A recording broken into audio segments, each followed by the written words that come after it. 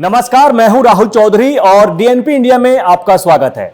आज हम बात करेंगे घोसी उपचुनाव के बाद हो रही राजनीति की और घोसी उपचुनाव के बाद एनडीए गठबंधन में मची हलचल की।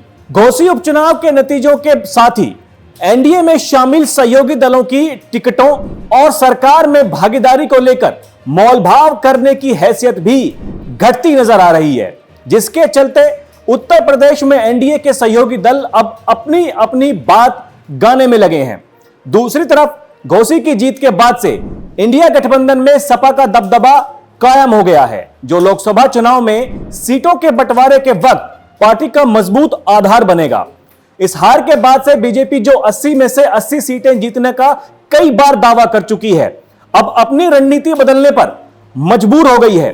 पार्टी के प्रदेश अध्यक्ष भूपेंद्र चौधरी ने कहा भी है कि हम अपनी गलती से चुनाव हारे हैं। एनडीए में शामिल सहयोगी दल अपना दल एस, निषाद पार्टी और हाल ही में फिर से एनडीए का हिस्सा बनी सुभासपा अपने अपने वोट शेयर के हिसाब से लोकसभा चुनाव के टिकटों के बंटवारे के लिए बीजेपी पर दबाव डालने की रणनीति के तहत काम कर रहे थे। लेकिन घोसी की हार के बाद से इनका कोई दबाव काम नहीं कर रहा है। फिलहाल बदली हुई रणनीति के तहत बीजेपी फूंक फूंक कर कदम रख रही है। खासतौर पर विपक्षी विधायकों के मामले में ज्यादा सावधानी बरती जा रही है।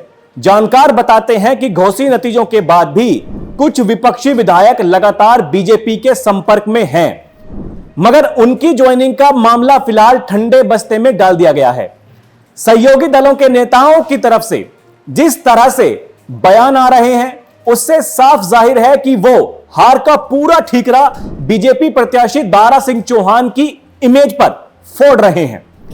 पिछले लोकसभा चुनाव में बीजेपी 78 और अपना दल एस 2 सीटों पर चुनाव लड़े थे, जिसमें से बीजेपी 62 सीटों पर और अपना दल 2 सीटों पर चुनाव जीतने में कामयाब रहे थे।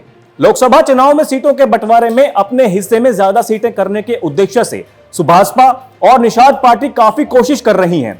सूत्रों की माने तो बीजेपी के रणनीतिकारों का मानना है कि सहयोगी दल कमल के फूल पर ही चुनाव लड़े, जिससे सुभासपा और निषाद पार्टी सहमत नहीं है।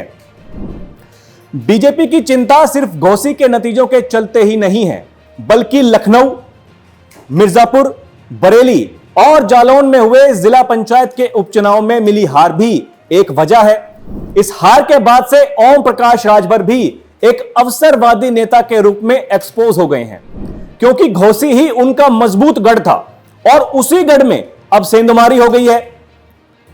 दूसरी तरफ समाजवादी पार्टी का घोसी जीत के बाद से जोश हाई है।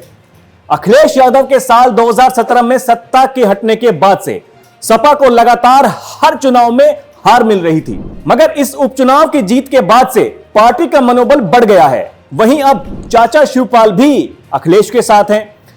इस चुनाव के बाद शिवपाल यादव ने यह भी कहा कि वो लोकसभा चुनाव के लिए भी घोसी वाली रणनीति ही अपनाएंगे।